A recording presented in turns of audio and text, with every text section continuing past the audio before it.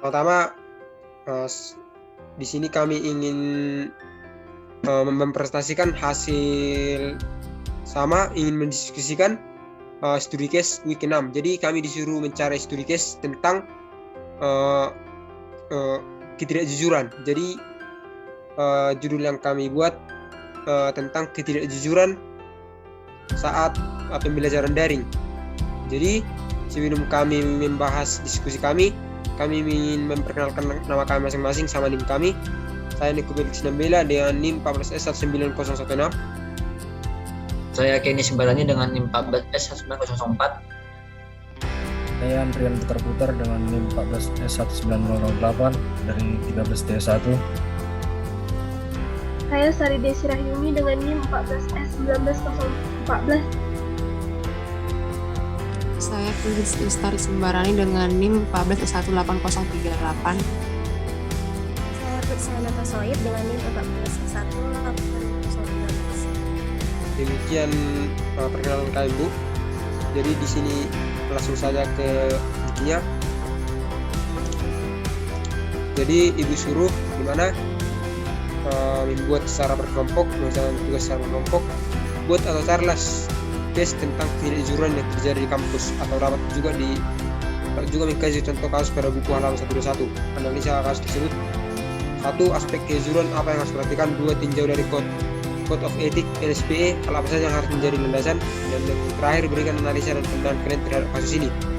Jadi di sini kami menjawab nomor 1, aspek kejujuran apa yang harus diperhatikan. Jadi yang kami perhatikan dan yang kami pilih topiknya adalah aspek ketidakjujuran saat perkuliahan secara daring. Menurut saya, kalau ada tambahan dari teman dan kakak, sudah bisa dijawab.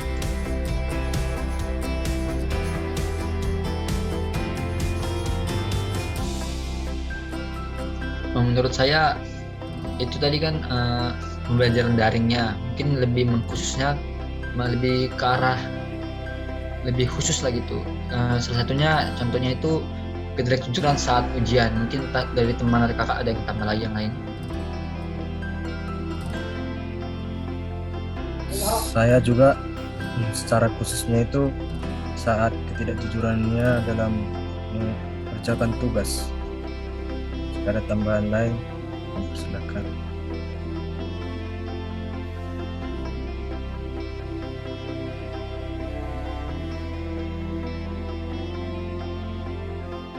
Apakah masih ada kak sama teman? Atau udah menjawab dari semua? Oke, karena udah menjawab, jadi Bu, hasil yang kami dapat di mana aspek kejujuran itu tentang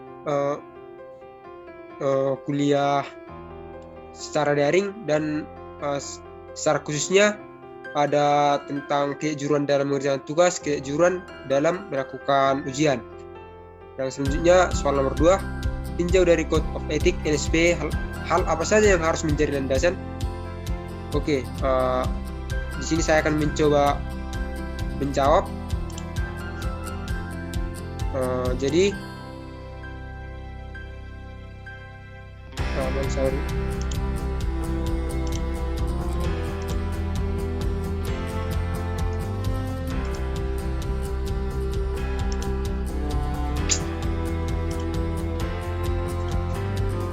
Jadi kan ada itu 5 etika anak teknik berdasarkan NSP. Yang pertama, insinyur harus mengutamakan keselamatan, kesehatan, dan kesetaraan publik dalam rangka untuk unjuk kerja dari tugas profesionalnya.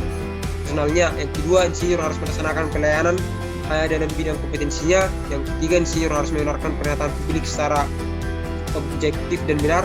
Yang keempat, insinyur harus bertindak profesional bagi setiap pegawai atau klien. Dan yang terakhir, insinyur harus menghindari kelakuan yang tidak pantas. Jadi pertama-tama dari soal kita tahu bahwa ditanya hal apa saja yang harus menjadi landasan. Jadi menurut saya dari yang kelima-lima ini sudah melanggar tentang ketidakjujuran dalam kuliah secara daring ini, yang dimana secara khususnya mencontek dalam ujian ataupun dalam tugas. Contohnya, insinyur harus mengutamakan keselamatan, kesehatan, kesetaraan publik. Jadi contohnya jika kita melakukan pencontekan saat ujian, jadi jika dimana kita nanti kerja sebagai anak teknik, maka kita sebagai teknik lulus dengan nilai yang bagus, akan tetapi skill kita kurang, maka akan mengurangi keselamatan orang yang sudah kita kerjakan proyeknya. Jadi contohnya kita anak teknik elektro, kita mengerjakan proyek instalasi rumah, akan tetapi karena kita hanya banyakkan mencontek, maka nggak tahu kita skill dalam membuat merangkai suatu rumah yang dimana harus ada grounding. Jadi keselamatan, kesehatan, dan kesetaraan publik juga akan menjadi rusak, atau mungkin jadi rumahnya terbakar karena kesalahan arus. Jadi yang kedua, kode etik INSP kan insinyur harus melaksanakan pelayanan hanya dalam bidang kompetensinya. Jadi kan kita menjawab tugas atau ujian dengan mencontek, jadi kita pun tidak akan tahu karena kita tidak membaca kode etika yang harus kita pahami, yaitu kita harus melaksanakan pelayanan di dalam bidang kita saja, bukan menerima pekerjaan semau kita karena gaji yang tinggi demikian.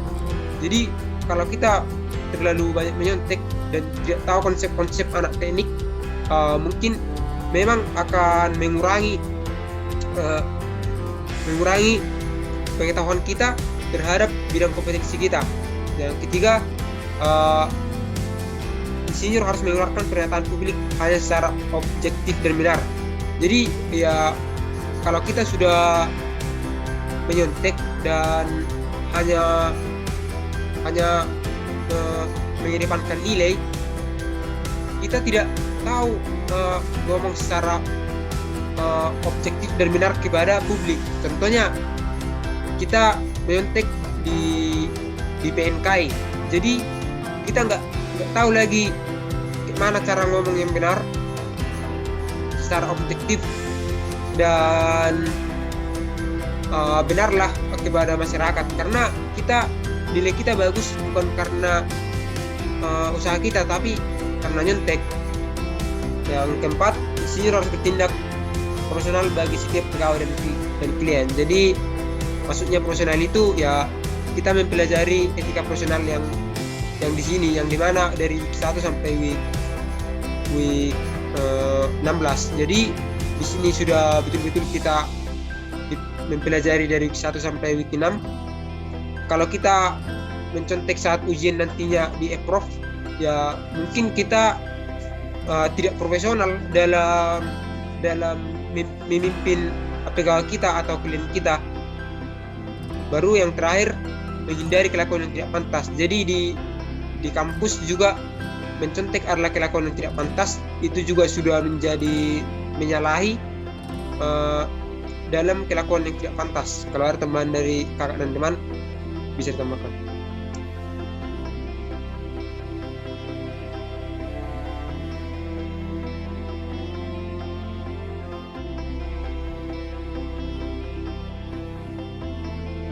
Apakah sudah menjawab? Izin mungkin menambahi sedikit, dimana tadi kan pembahasan ini itu tentang mencontek tugas dan ujian gitu kan. Jadi di sini mungkin kita bisa melihat dari sisi kewajiban seorang insinyurnya, dimana salah satunya itu adalah insinyur harus menghindari semua perilaku atau praktik yang menyesatkan publik. Dan yang kedua, insinyur harus dipandu dalam standar kejujuran dan integritas yang tinggi. Nah, bagaimanapun juga seorang engineer itu harus memiliki integritas tinggi dan kejujuran. Nah, di saat sudah melakukan tindakan kecurangan seperti mencontek ini, itu berarti sudah melanggar kode etik yang dimiliki oleh seorang engineer, gitu kan?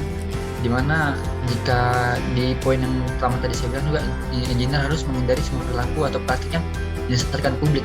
Nah, ada kemungkinan besar nih, ya kita melihat ke dalam kasusnya, kita ada kemungkinan besar dia sudah melakukan kecurangan. Dia pasti akan takut kalau dia hanya sendiri. Dia bisa melakukan menyesatkan publik. Dia bisa ngajak teman-temannya juga untuk melakukan hal yang sama. Nah, itu juga bisa dilihat nanti juga untuk saat dia sudah memiliki profesi gitu. Dia sudah melakukan kecurangan, kita bilang misalnya engineer ini melakukan korupsi gitu. Dia bisa mengajak teman-teman yang lain untuk melakukan korupsi juga supaya dia tidak terkena sendiri gitu kan. Itu juga ada di poin yang di kewajiban seorang engineer. Lalu menghubungkan yang tadi juga, mungkin ini terhubungan sama yang sebelumnya saya bilang tadi, yaitu dimana kewajiban engineer itu adalah tidak akan berusaha untuk mencerai-beraikan secara jahat atau salah, langsung atau tidak langsung, reputasi profesional, prospek praktik atau pekerjaan insinyur yang lainnya gitu. Jadi tidak mengganggu kehidupan atau mengganggu kepentingan dari engineer lainnya atau mahasiswa lainnya gitu dalam hal contek ini. Mungkin dari yang lain kakak atau teman ada yang ingin menambahkan lagi?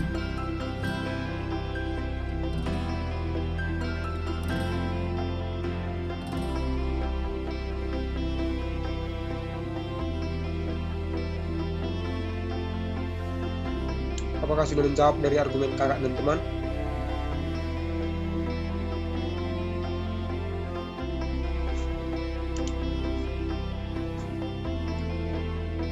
Oke, karena sudah menjawab, jadi kita masuk ke soal terakhir. Berikan analisa dan pandangan kalian terhadap kasus ini. Jadi seperti yang Ibu bilang, untuk analisanya kita harus menganalisa apa keuntungan dan kelebihannya. Jadi menurut saya dulu menjawab pertama. Menurut saya ada kelebihan dari mencontek ini,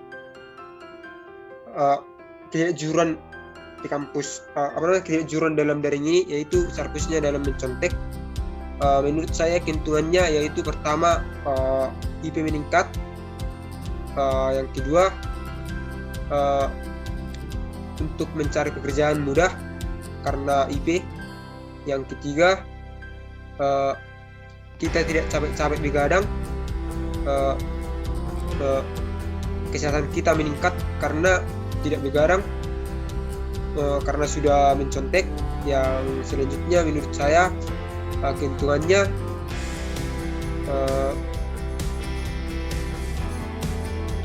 mengurangi beban pikiran.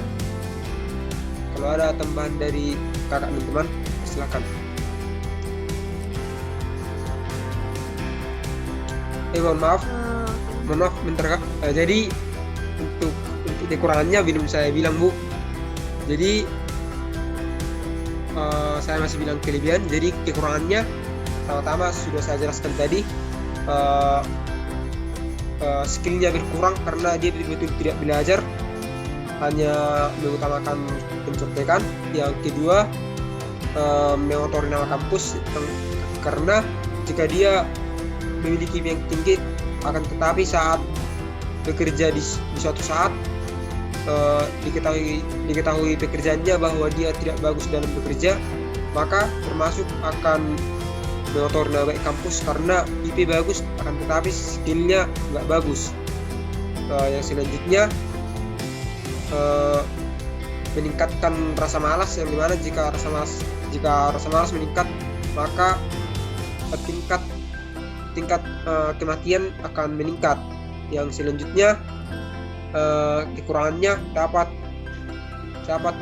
berhubungan ke masyarakat luas, yang dimana jika dia berproyek proyek besar atau hotel, maka satu hotel mungkin akan kena bencana saat dimana masalahnya akan berpuncak. Contohnya dimana rangkaiannya untuk prodi elektro, dimana rangkaiannya tiba-tiba meledak karena tidak melakukan grounding atau tidak melakukan yang sesuai dengan pengaturan 3 fasa untuk kehotelan. Jadi menurut saya yang karena masyarakat luas itu lebih banyak dari tentuannya, jadi analisa dari saya, janganlah mencontek karena itu hanya menguntungkan pribadi dan akan merugikan banyak orang suatu saatnya. Kalau ada tambahan dari kakak dan teman, dipersilahkan.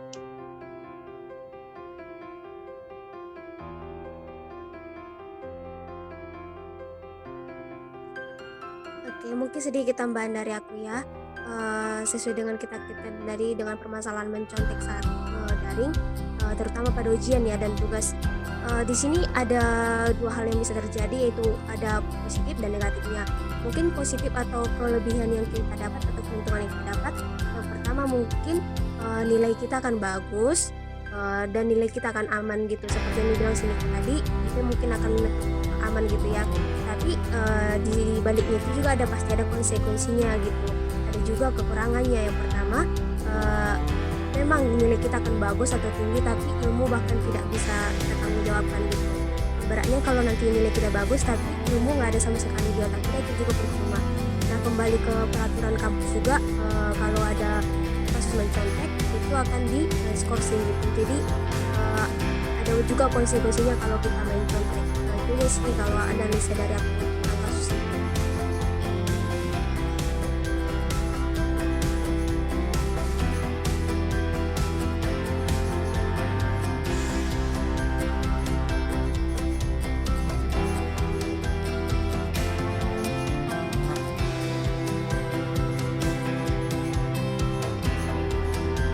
Kalau ada dari kakak dan teman, dipersilahkan lagi.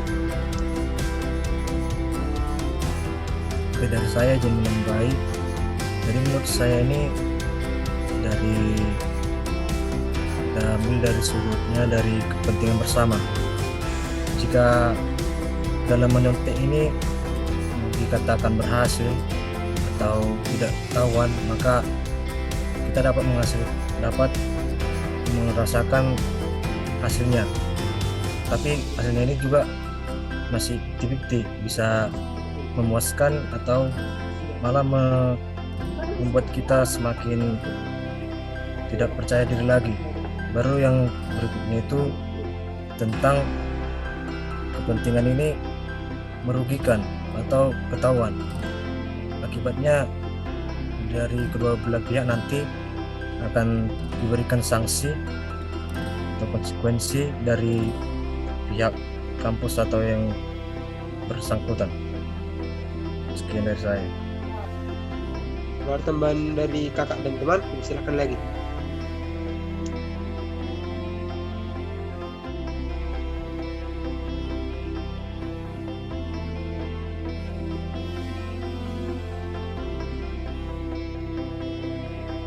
Apakah sudah mencakupi argumen dari kakak dan teman yang lain?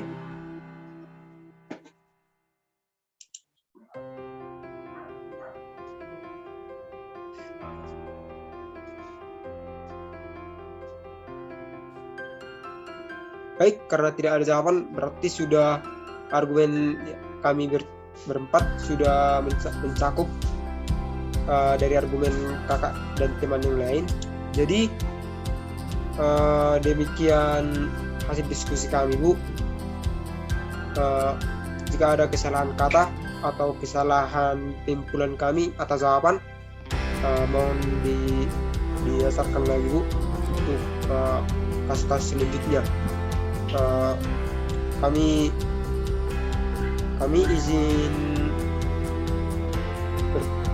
mengundurkan diri dan terima kasih, Bu.